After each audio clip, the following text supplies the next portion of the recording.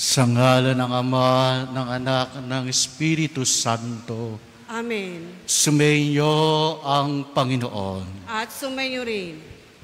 Halina sa pagdiriwang na ito, sama-sama tayong manalangin. Lumalim ang ating pananampalataya kay Kristong ating Panginoon.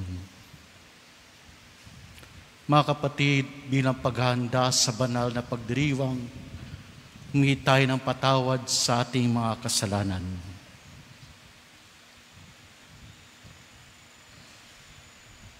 Inaamin ko sa makapangyarihang Diyos at sa inyo mga kapatid, nagluha akong nagkasala sa isip, salita at sa gawa at sa aking pagkukulang. Kaya sinasamo ko sa mahal na Birhen Maria, sa lahat ng mga anghel at mga banal, at sa inyo mga kapatid, na ako'y panalangin sa Panginoong ating Diyos. Kawan tayo na mapangyarihang Diyos, patawarin tayo sa ating mga kasalanan at patnubayan tayo sa buhay na walang hanggan. Amen.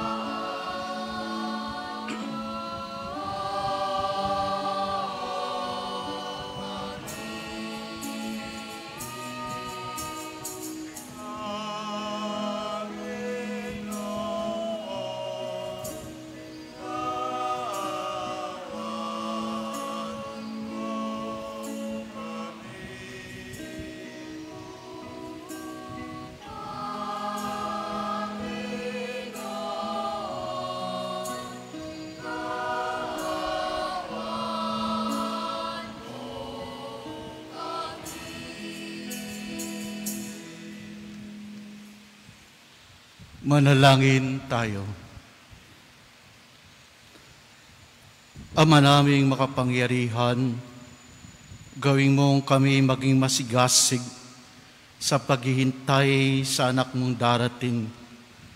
Sa kanyang pagkatok, siya naway aming mapatuloy sapagkat siya ang pinananabikan namin sa aming pagdalangin. Sa pamagitan niya, kasama ng Espiritu Santo, magpas sa walang hanggan. Amen. Magsiupo ang lahat.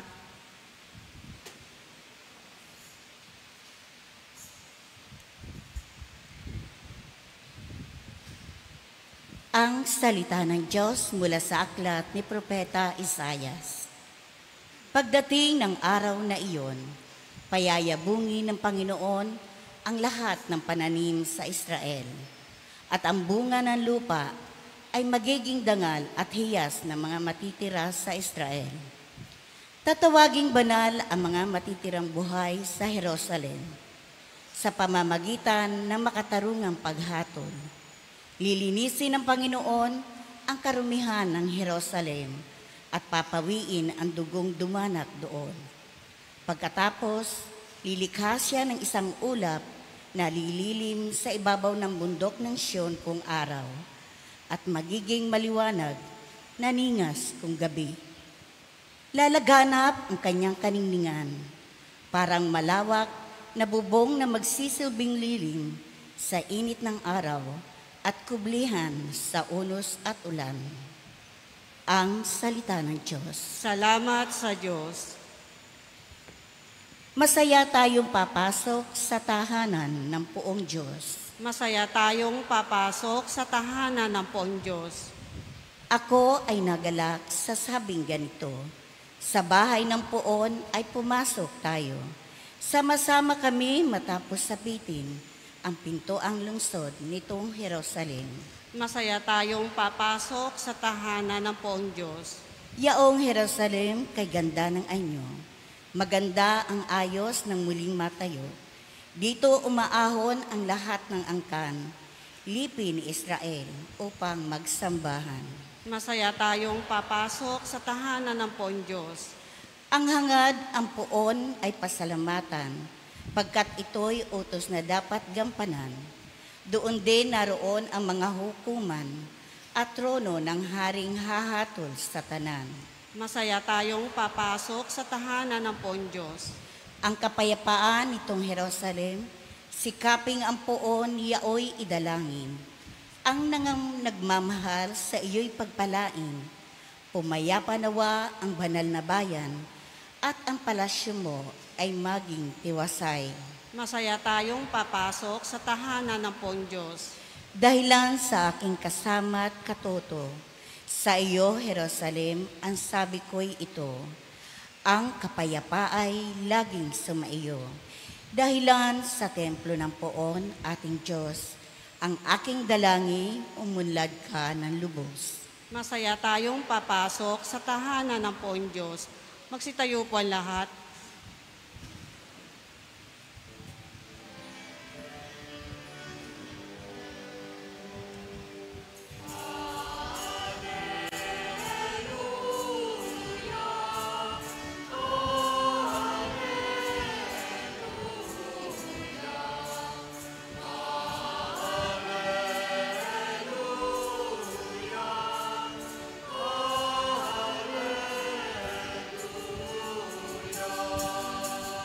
Halina't kami sagipin, Panginoon Diyos namin, manunubos na maningning.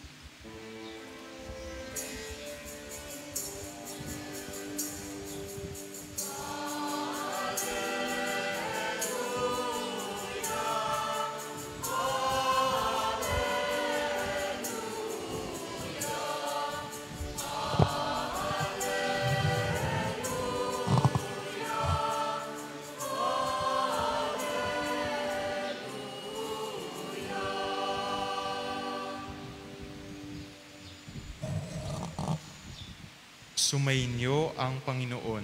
At sumainyo rin. Ang mabuting balita ng Panginoon ayon kay San Mateo. Papuri sa iyo, Panginoon.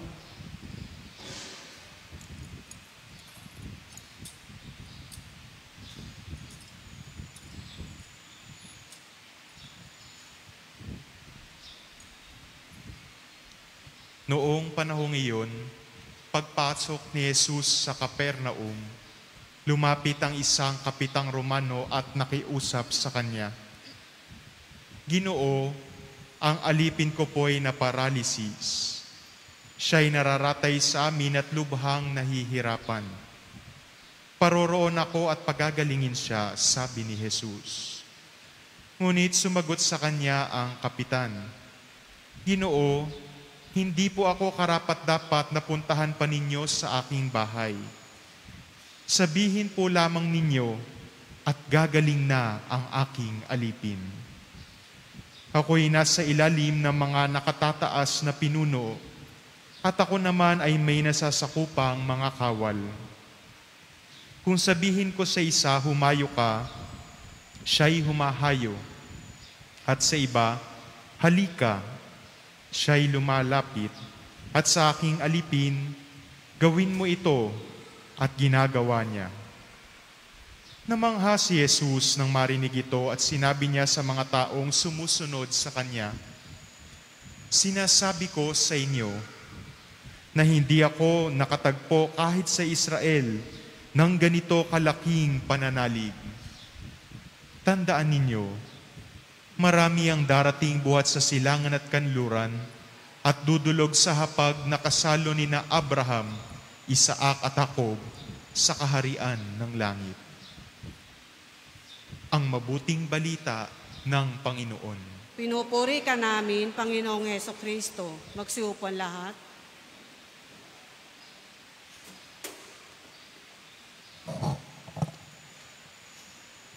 Tayo nasa panahon ng Adbyento at katulad kahapon narinig natin, sinabi, stay awake. Manatili kayong gising, maging handa sa pagdating ng Panginoon.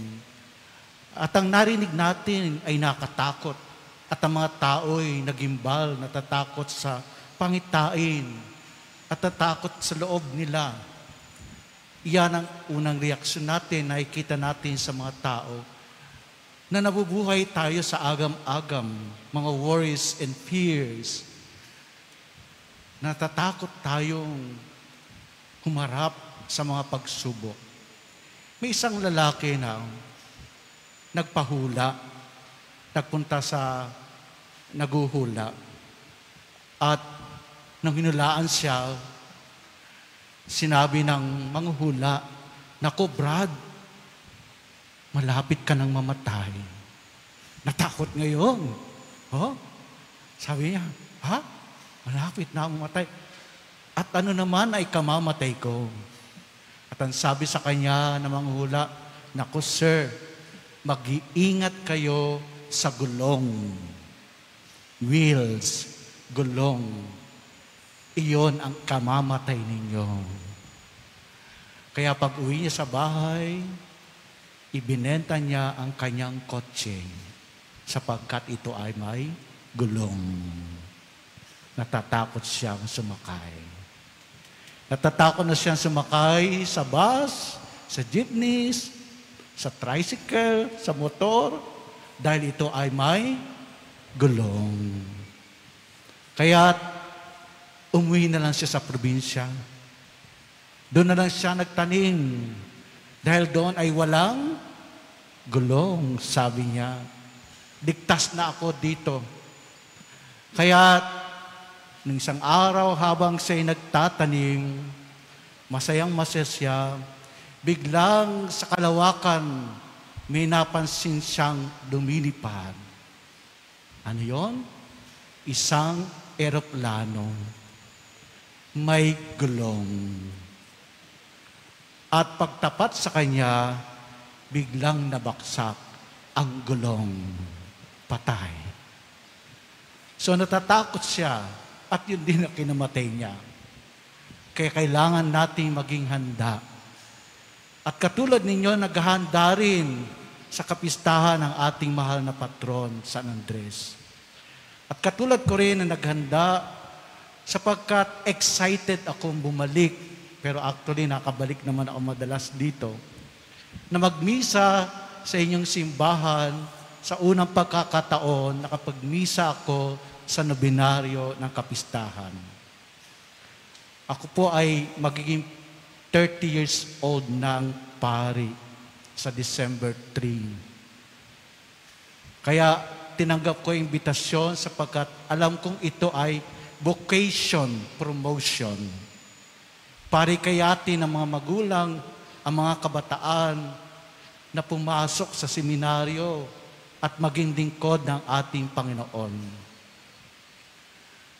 Kaya nga, si Father JP, parang naiinggit ako. Batang-bata pa siya. Talagang i-offer niya na yung life niya kay Lord. At si Father Monique naman, last year, 2 years ago, nakasama ko siya dito. Kilala ko na rin siya. At of course, nagkasakit si Father Monique. Naalala ko rin sarili ko. Ako rin ay mild stroke 8 years ago. Pero sa awa ng Diyos, naka-recover din. Ito buhay, nagsasalita sa inyo. May awa ang Diyos. Amen? At ako, bilang pari, bilang tagagaray, ay lumaki sa Tondo, sa Niño Parish. Although yung parents ko ay dito, sa Garay. Lumaki kami sa Tondo, at 5 kami magkakapatid, no? Nung ako ay high school, napasama ko sa isang organisasyon, Youth Marian Crusade. Tapos, naghanap ng tunay kong bokasyon, nagpari, pumasok sa seminaryo, naging pari, at naglilingkod ngayon sa Panginoon. Kuminsan, tinatanong ako ng mga ibang tao, pag ako yung pinagpapakilala, Father June Pascual, tinatanong nila, Father, ako po ay nagmimisa rin sa Radio Veritas every first Friday of the month.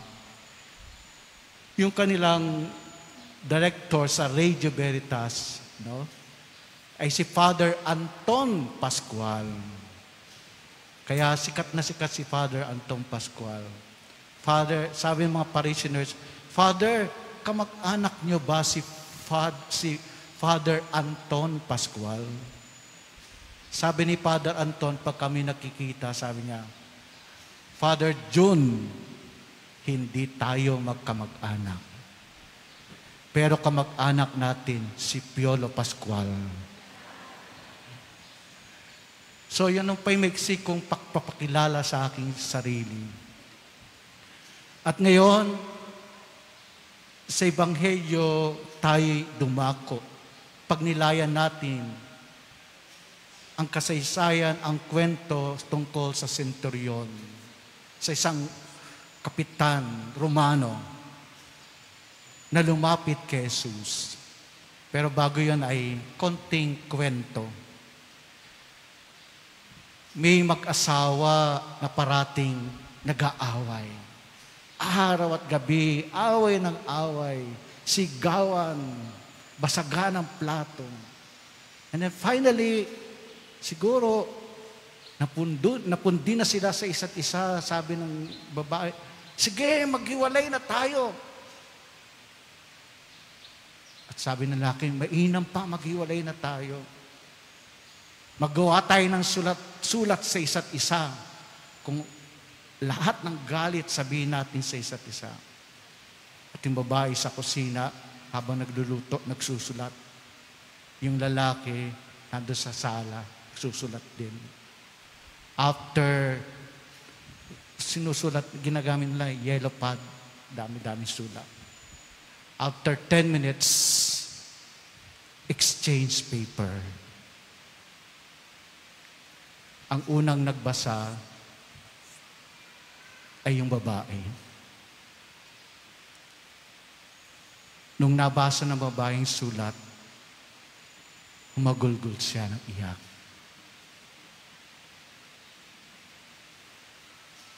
Gusto niyo malaman kung anong sinulat ng mister niya? Yes or no? Marites.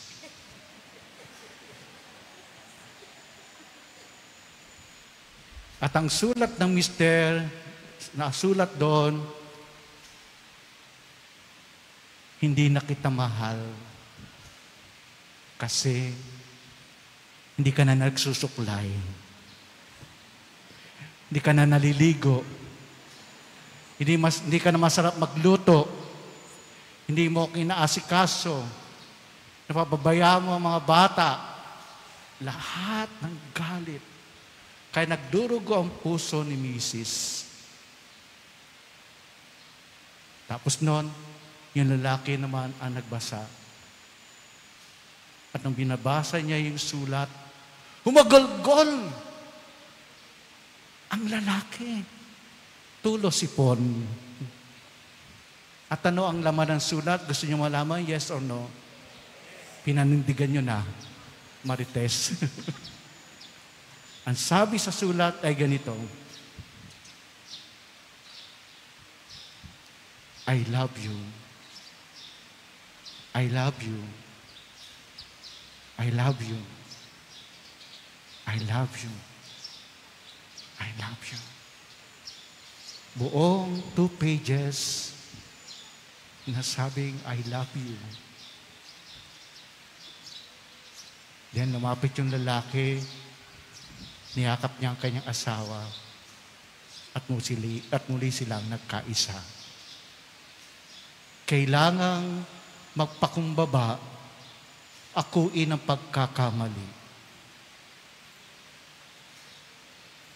My dear friends, Sa Ebanghelyo, narinig natin ang kapitan, nagpakumbaba. Siya ay mayaman siguro, may kapangyarihan, sapagkat siya ay nagtatrabaho sa Capernaum, mayamang syudad, maganda ekonomiya. Siguro siya yung guard para magkaroon ng kapayapaan sa Capernaum. Marami siyang tauhan. Ang mga tao yumuyukot sa kanya, kilala siya. Pero natirito ngayon, ang kapitang ito, siya ngayon ang lumalapit kay Jesus. Nagpapakumbaba. Iniwan yung kanyang katayuan, yung kanyang authority, yung title niya, na kumisan, kapag hindi tayo nabibigyan ng papahalaga, parang nasisira ang ating pagkatao. Nais nating maging mataas. Ayaw nating magpakambaba. Pero yung kapitan na ito, nanikluhod sa Panginoon. Para kanino? Para sa sundalo niya. Isa sa kanyang tauhan. Isa marahil isang alipin. Mababa. Ang mga alipin ay pinagbibili.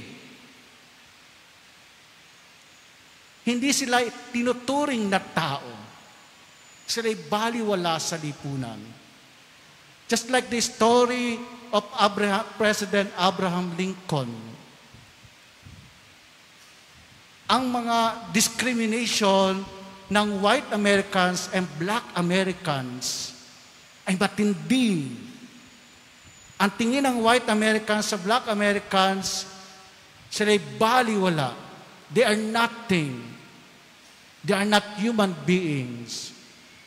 At kaya nung nanalo siya, ginawa niya emancipation participation. Words like that. At sinabi niya, mula ngayon, sila'y ituturing natin bilang tao, bilang nilalang, bilang kaisa natin. That's why when Abraham Lincoln died, no? Ang haba-haba ng pila sa kanyang lamay at isang ina, yakap-yakap yung anak, tumingin sa kabaong at ang sabi ng ina sa kanyang anak, "Anak, narito ang taong nagpakamatay para sa iyo, for us Black Americans." Isang kapitan handang magpaamatay sa isang nilalang, hindi niya katugo. Isang tauhan niya lang, binigyan niya ng importansya sapagkat siya'y isang nilalang. My dear friends, tayo rin mananampalataya. Meron tayong kainaan, meron tayong pagkakamali. We are not worthy before God.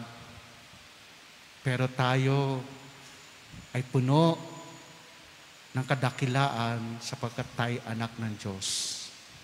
Lahat tayo'y inaaring anak ng Diyos.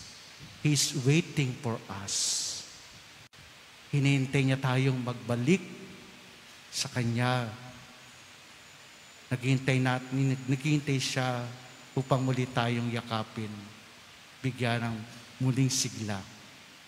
At sa pananampalataya ni San Andres, ipanalangin natin na nag-alay ng buhay sa Panginoon, maging handa rin tayong mag-alay ng ating sarili sa Panginoon. Imuko tayo sandali at magnilay sa kadakilaan ng Diyos.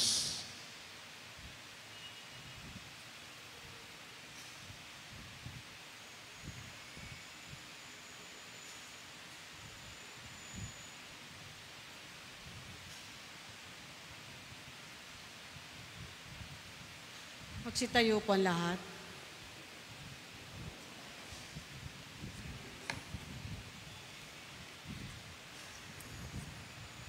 Sa pagpasok natin sa panahon ng Adbyento, idalangin natin ang buong puso sa Diyos na ang ating Ama na ang pagkakataong ito ay maging bagong simula ng biyaya na magbubunga ng kapakinabangan para sa atin.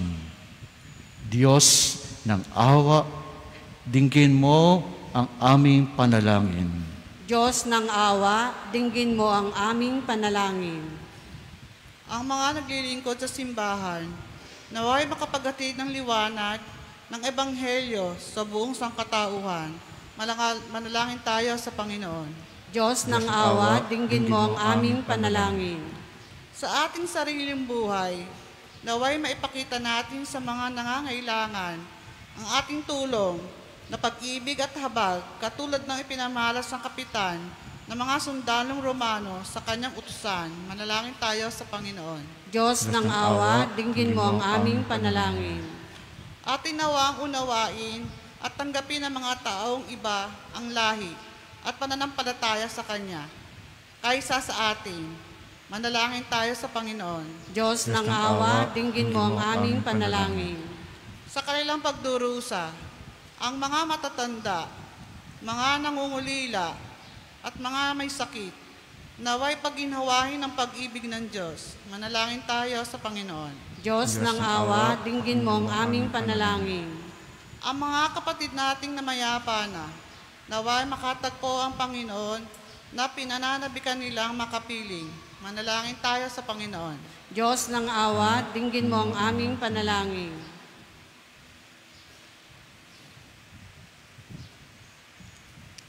Ama naming Diyos, tulungan mo kami na mago sa pagkamahabagin at makapagbigay ng pag-asa sa lahat na nakadaupang palad namin. Ilapit nawa kami sa panahong ito ng Adbyento sa iyo at sa isa't isa habang masaya naming hinihintay ng buong pag-asa ang pagdating ng iyong anak, ang aming tagapagligtas na si Jesucristo na aming Panginoon. Amen. Magsiupo po ang lahat.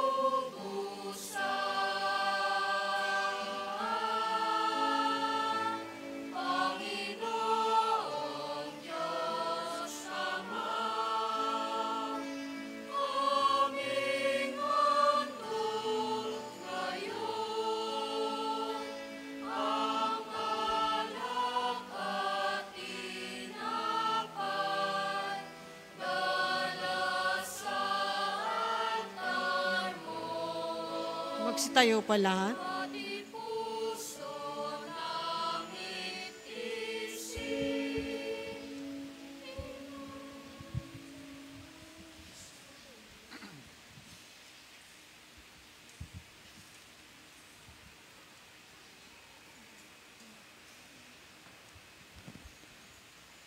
Manalangin kayo mga kapatid upang paghahain natin ay kalugdan ng Diyos Amang makapangyarihan. Tanggapin nawa ng Panginoon itong paghahain sa iyong mga kamay, sa kapurihan niya at karangalan, sa ating pakinabangan at sa buong sambayan niyang banal. Ama naming lumikha, tanggapin mo ang aming alay, na ikaw rin ang nagbigay. Magdulot nawa ito ng kantimpalang kaligtasan, na ngayong paman ay amin ang pinakikinabangan sa pamagitan ni Jesucristo kasama ng Espiritu Santo magpasawalang hanggan. Amen. Sumainyo ang Panginoon. At sumayo rin. Itaas sa Diyos ang inyong puso at diwa. Itinaas na namin sa Panginoon. Marapat na siya'y masalamatan natin ang Panginoong ating Diyos. Marapat na siya ay pasalamatan. Ama naming makapangyarihan, tunay nga marapat na ikaw ay aming pasalamatan sa pamagitan ni Jesucristo na aming Panginoon. Ang pagsugo mo sa Kanya ay pinahayag ng lahat ng mga propeta. Ang pagsilang niya ay pinananabikan ng mahal na birheng Kanyang inang tunay sa kapangyarihan ng Espiritong Banal. Ang pagdating niya ay inilalahad ni San Juan Bautista sa kanyang pagbibinyag. Ngayong pinaghahandaan namin ang maligayang araw ng kanyang pagsilang, kami nananabik at nananalangin lubos na makaharap sa kanyang kadakilaan. Kaya kaisa ng mga anghel nagsiawit ng papuri sa iyo na walang upay sa kalangitan, kami nagbubunyi sa iyong kadakilaan.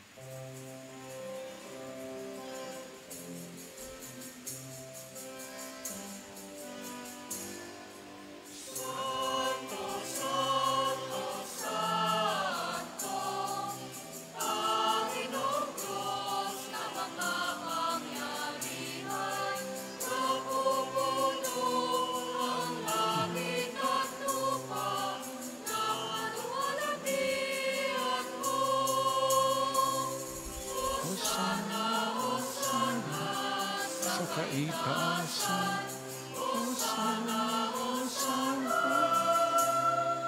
sa kaitaasan, pinagpala ang naparirito, sa ngalan ng Panginoon. Hosanna, Hosanna, sa kaitaasan, Hosanna, Hosanna.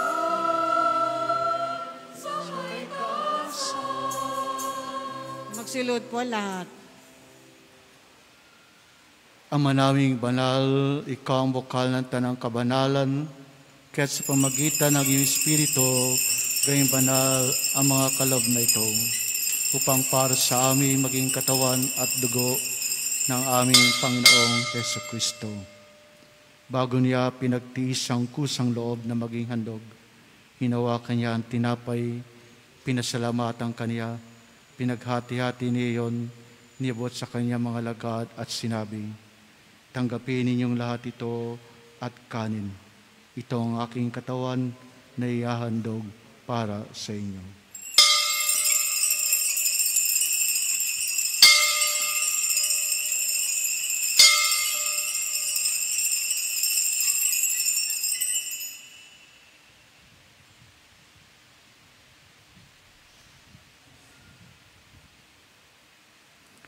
Gayun din naman matapos ang hapunan, hinawakan niya ang kalis, muli kanyang pinasalamatan. Niabot niya ang kalis sa kanyang mga lagad at sinabi, tanggapin ninyong lahat ito at inumin. Ito ang kalis ng aking dugo, ng bago't walang hanggang tipan.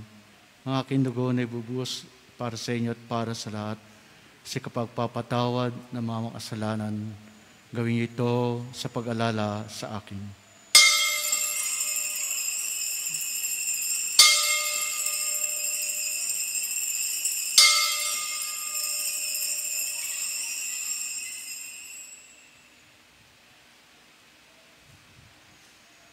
Magsitayo po ang lahat. Ipagbunyi natin ang misteryo ng pananampalataya.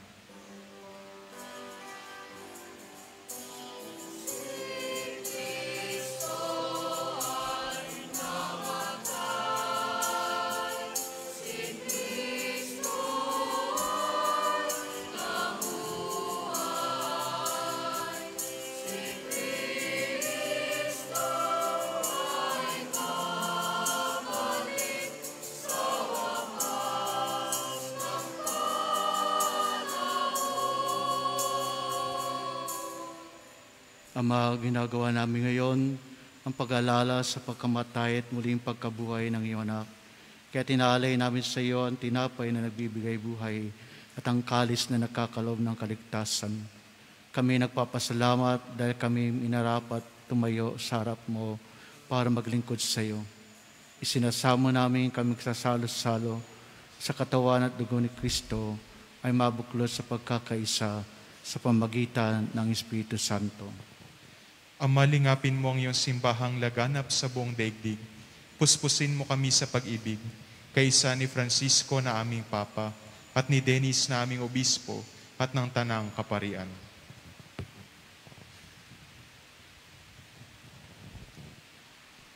Alalahanin mo rin mga kapatid naming nahimlay na may pag-asang sila'y muling mabubuhay, kaya hindi ng lahat na mapumanaw. Kawan mo sila at patuloyin sa iyong kaliwanagan. Kawan mo at pagdabatin kami lahat na makasado sa iyong buhay na walang wakas, kaysa ng mahal na Birheng Maria, na ina ng Diyos, at ang kanyang kabiyak ng pusong si San Jose, kaysa ng mga apostol ni San Andres namin Pintakasi, at ang lahat ng mga banal na namuhay dito sa daigdig ng kalugod-lugod sa iyo. Ngayon pagdiwang nawa namin ang pagpupuri sa ikararangal mo sa pamamagitan ng iyong anak na aming Panginoong Jesucristo. Sa pamagitan ni Kristo, kasama niya at sa Kanya, ang lahat ng parangal at papuri ay sa iyo, Diyos amang makapangyarihan, kasama ng Espiritu Santo, magpa sa walang hanggan. Amen.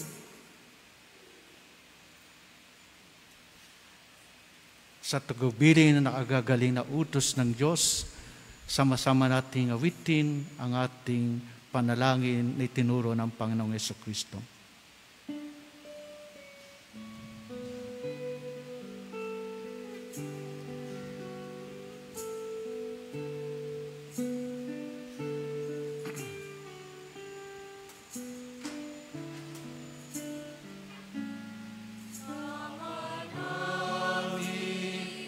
Sumasalangit ka, sambahin ang ngalan mo.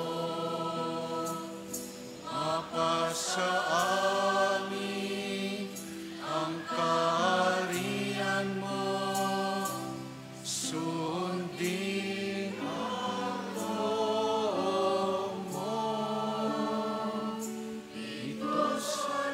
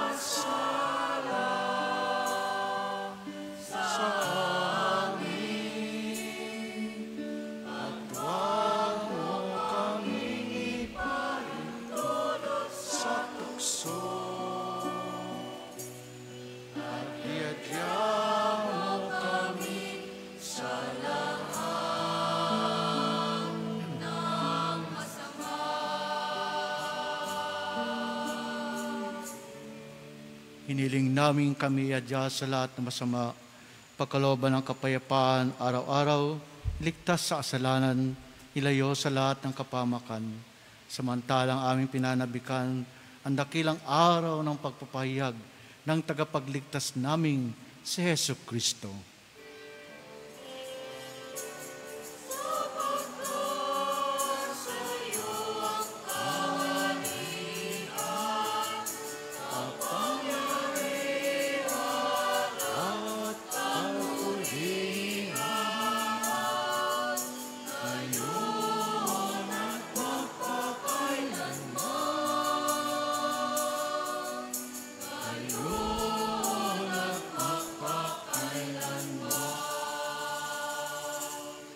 Panginoong Jesucristo, sinabi mo sa iyong mga apostol, kapayapaan ang iniiwan ko sa inyo. Ang aking kapayapaan ang binibigay ko sa inyo. Tungayan mo ang aming pananampalataya at huwag ang aming pagkakasala. Pagkalooban mo kami ng kapayapaan at pagkakaisa ayon sa iyong kalooban, kasama ng Espiritu Santo, magpa sa walang hanggan. Amen. Ang kapayapaan ng Panginoon ay laging sumainyo. At sumayo rin. Magbigayan tayo ng kapayapaan sa isa't isa. Peace be with you.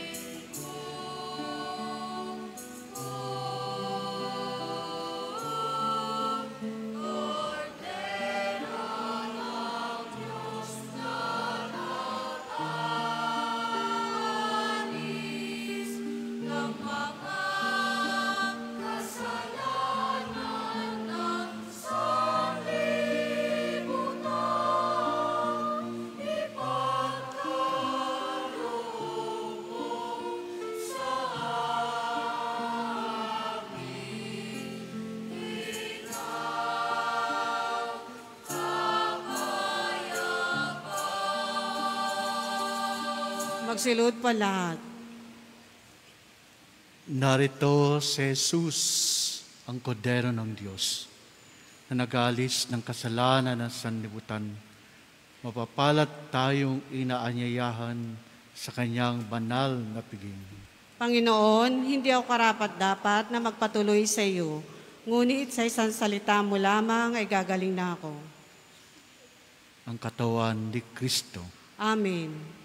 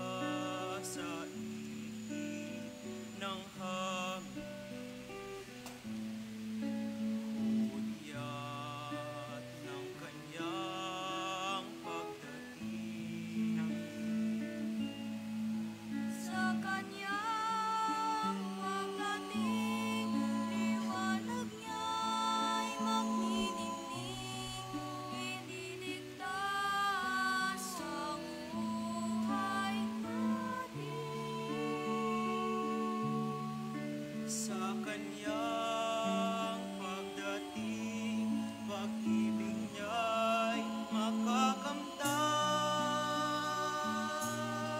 Kaligtas ay naghihintay at pag-asang walang hanggan, nagagalak sa kanyang pagdating.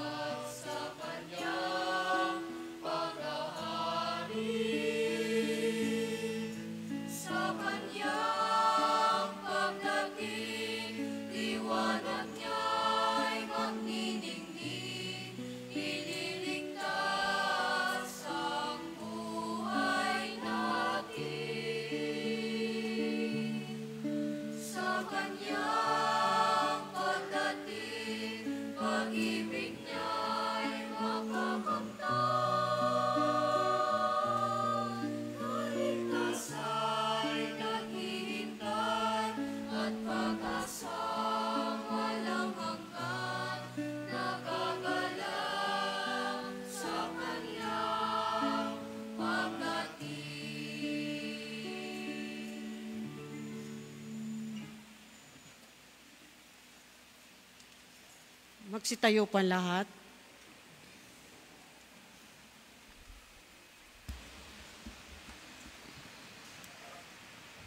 Manalangin tayo.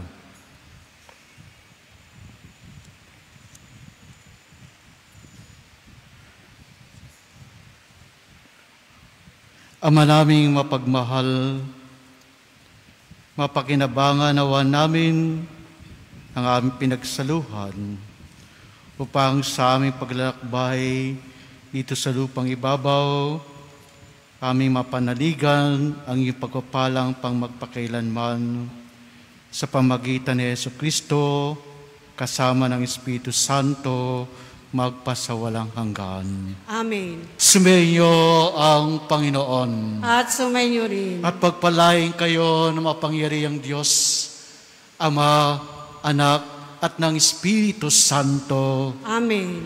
Tapos na ang ating pagdiriwang, humayo tayo't taglay ang kapayapaan ni Kristo. Salamat sa Diyos.